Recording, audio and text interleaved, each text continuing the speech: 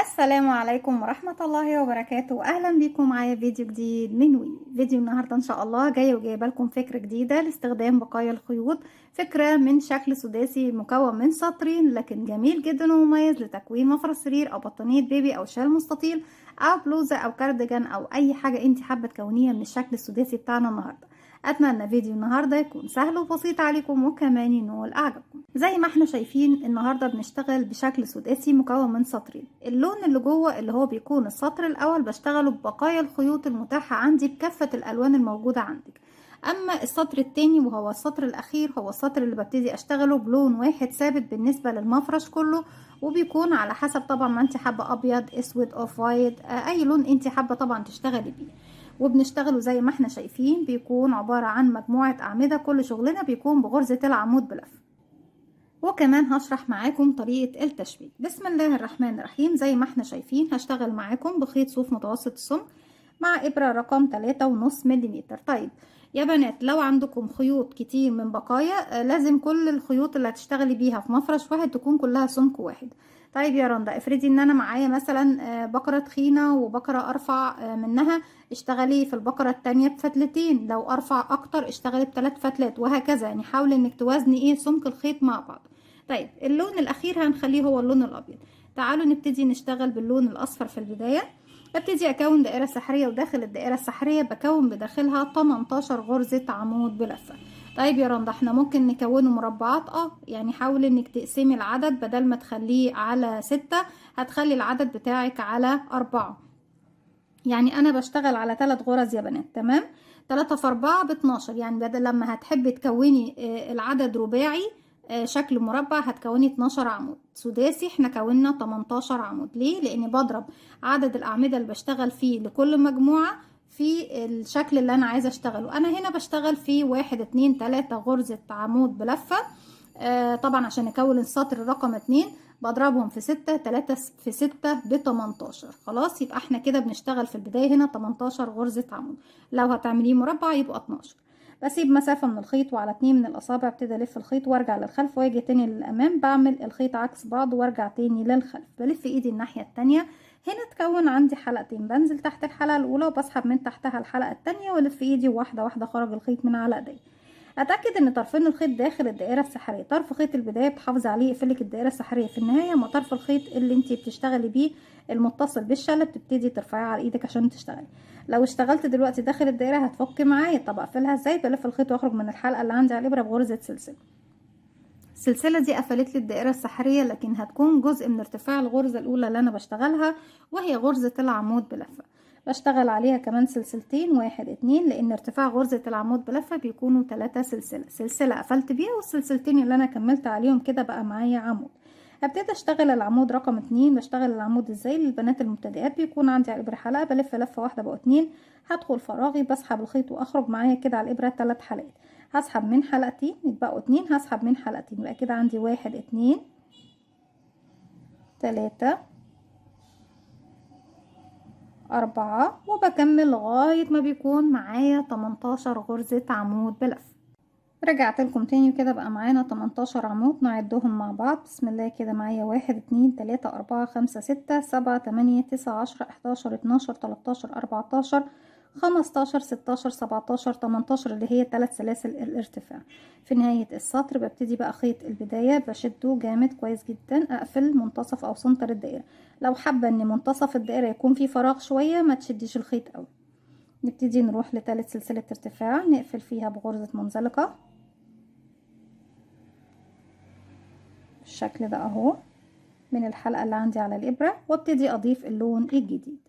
أجيب اللون الأبيض بسيب مسافة بسيطة منه والف الخيط حلقة على الهواء، بدخل داخل الحلقة أسحب الخيط وأخرج منها وبشد خيط البداية بقى في العقدة البداية. هجيب الخيوط للخلف وبسحب الحلقة الجديدة من تحت الحلقة اللي عندي على الإبرة. الخيط اللي أنا كنت شغلة بيه شديه كويس، شدي كل أطراف الخيوط ابرميها وشديها معاكي في الخلف اشتغلي عليها. طيب هنا هشتغل في البداية هنشتغل عمود بلفة، يعني ارتفع 1 2 3 سلسلة واروح اشتغل في الفراغ اللي بعده زاوية. الزاوية عندي بتكون مكونة من عمود سلسلة عمود او عمود سلسلتين عمود زي ما احنا حابين. ابتدي ادخل، بس انا هشتغلها سلسلة واحدة يا بنات، تمام؟ داخل الغرزة اللي جاية، ومعايا كمان الخيوط كلها في الخلف. بشتغل عمود، سلسلة واحدة، وكمان في نفس الفراغ كمان مرة عمود، وارجع اشتغل على العمودين اللي جاي عمود عمود عمود واحد، والعمود اللي بعده عمود واحد. تمام. ارجع اكون زاوية فيها عمود سلسلة عمود، يعني الفراغ اللي جاي هيكون زاوية فيه عمود سلسلة واحدة، وكمان مرة في نفس الفراغ عمود. تمام. يعني بشتغل غرزة فيها زاوية بشتغل فيها عمود سلسلة عمود، وعمودين بشتغلهم لوحدهم. تمام. ده العدد الثلاثة اللي انا كنت بقول لكم عليه في بداية الفيديو. نرجع تاني. طب تعالوا بقى لو انا ببتدي اشبك الوحدات بتاعتي، تعالوا نشتغل بس كمان الزاوية اللي جاية عمود، واللي بعده عمود واحد. اللي جاي هتكون الزاوية بتاعتي بشتغل فيها، يعني بشتغل عمودين فوقيهم عمودين، والتالت بشتغل فيه زاوية عمود سلسلة عمود. طيب تعالوا بقى نروح نشتغل الزاوية اللي جاية، وهبتدي اشبك فيه الوحدة المقابلة ليه. هشتغل عمود، وهاجي مكان السلسلة، مش هاخد السلسلة. امال هتعملي ايه يا رندا؟ ابتدي اشبك. هرفع خيطي لفوق واجيب الوحدة التانية اهو من ظهرها، ببتدي عند السلسلة هنا ادخل اسحب الخيط واخرج منها، وابتدي بعد كده عندي حلقتين اسحب الخيط واخرج من الحلقتين. طيب هبتدي اشبك بقى في الاعمدة اللي انا هشتغلها اللي جاي. تمام يا بنات. يعني هروح اشتغل في نفس الفراغ هو العمود الباقي ليا اهو، وارجع اشبك تاني. هرفع الحلقة دي كده واروح للوحدة المقابلة لان هي الناحية التانية بتاعتي. شايفين العمود ده هو اللي قصاد العمود اللي انا اشتغلته. بنزل بقى من تحت حرف الفي لي، اسحب الحلقة اللي انا سحبها لفوق دي، اسحبها من تحت حرف الفي للعمود اللي عندي هنا ده. تمام. واشد شوية كده وارجع اروح اشتغل بقى العمود اللي جاي فوق العمود ده. عمود واحد بس بشتغله، وبعد ما اشتغلته ارفع الخيط لفوق، هروح للعمود اللي بعده. انا العمود ده شبكت فيه خلاص، ده العمود اللي هشبك فيه. ببتدي انزل تحت حرف الفي واسحب الحلقة بتاعتي اللي انا سحباها لفوق، اسحبها من تحته كده. تمام.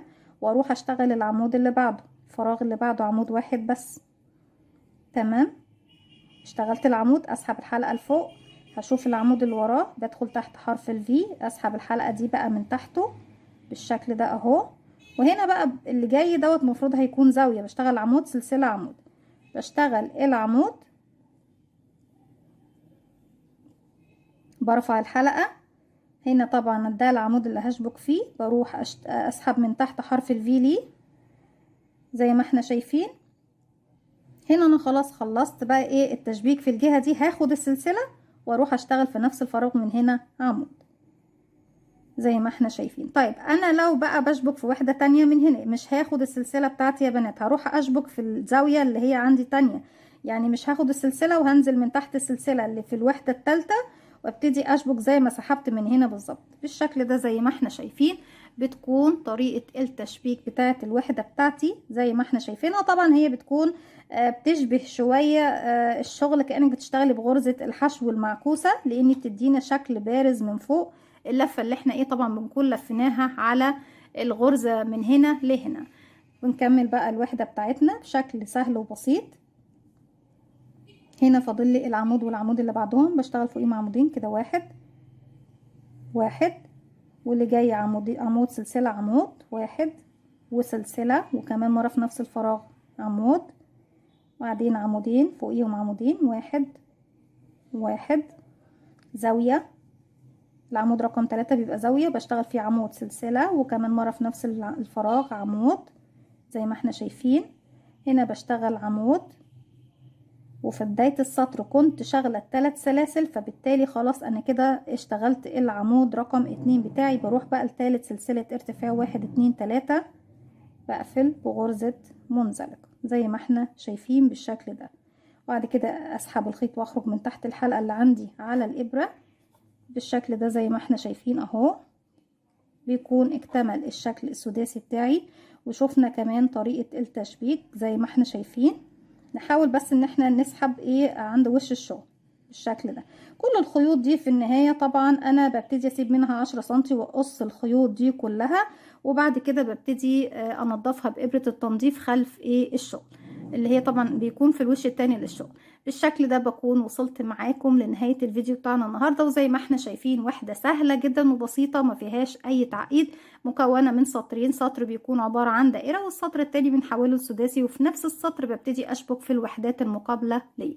اتمنى فيديو النهاردة يكون سهل وبسيط عليكم ومفيد كمان باستخدام بقايا الخيوط، وكمان ان هو ينول اعجابكم. فضلا ليس امرا، ما تنسوش اذا عجبكم الفيديو تدعموني بلايك وشير وسبسكرايب، واستنوني فيديو جديد من وما تنسوش كمان تفعلوا زرار الجرس يوصلكم مني كل جديد. السلام عليكم ورحمة الله وبركاته.